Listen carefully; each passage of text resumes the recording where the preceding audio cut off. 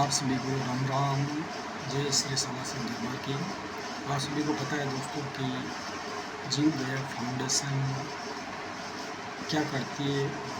जो गौ माताएँ होती है, जिनके मालिक होते हैं, वो दूध देती है जब तक घर पे रखते हैं और उसके बाद में उसको बाहर निकाल देते हैं। और सबसे हालात ज़्यादा ख़राब है तो वो सिटियों के है। जैसे मान लो कि जो ज़िले हैं, जैसे अजमेर ज़िला है, तो अजमेर ज़िले के अंदर क्या है कि जैसे बहुत सारी गायें हैं जो वैसे ही घूमती रहती है, फिर वो उनको कुछ खाने को नहीं मिलता है तो पन्नियाँ खाती है, और पन्नियाँ खाने के बाद में कुछ टाइम बाद में उनकी मृत्यु हो जाती है।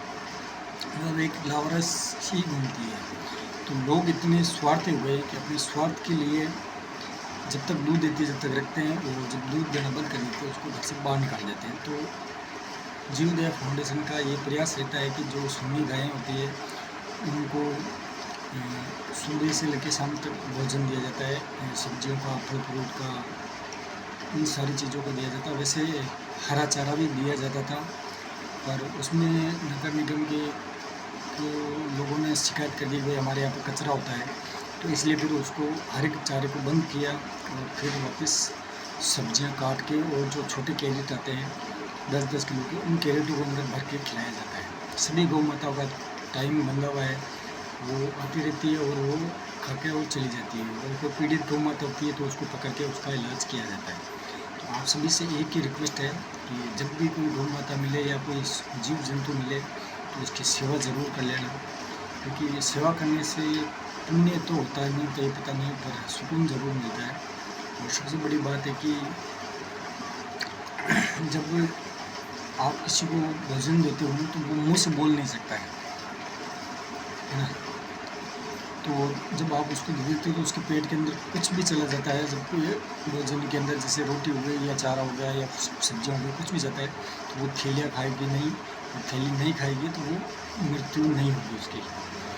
तो वो एक सबसे बड़ी बात होती है। तो आप सभी से एक ही रिक्वेस्ट है कि जब भी आपको मौका मिले तो ज़रूर अपनी सेवा दीजिए।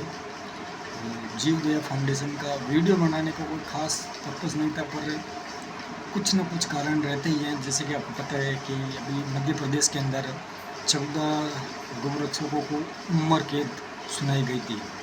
उसके अंदर वो कभी भी बाहर नहीं आएंगे, वो अंदर ही रहेंगे। क्यों होंगे? क्योंकि कहीं ना कहीं हमारी ही कमी है, और हमारी कमी की वजह से ही आज हम 14 लोगों की ज़िंदगी ख़त्म कर दी है। हम नहीं करी। क्यों?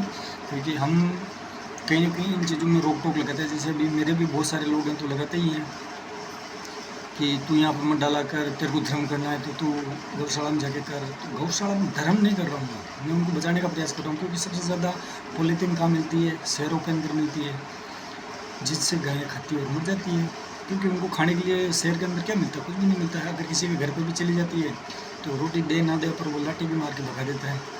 जैसे कोई सब्जियों के थैले लगे हुए, फल फ्रूट के सब्जी थैले लगे हुए, तो उसके मुंह भी मार दीजिए तो उसको मार के भगा देता है वो, तो उसको खाने के लिए कुछ नहीं मिलता है। तो ये प्रयास रहता है जीव दया फाउंडेशन का। और आप सभी से भी यही रिक्वेस्ट रहेगी कि जब भी मौका मिले तो ज़रूर उनको कुछ ना कुछ खिलाइए ज़रूर, और उनकी सेवा कीजिएगा। और अगर आप मुझे अजमेर से देख रहे हैं तो कहीं पे भी आपको पीड़ित गौ माता दिखती है तो जीव दया फाउंडेशन के पेज पे जाके और यूट्यूब पे, और वहाँ से नंबर लेके मुझे कॉल कीजिएगा, और मैं ज़रूर वहाँ पहुँच के और उनका इलाज ज़रूर करूँगा।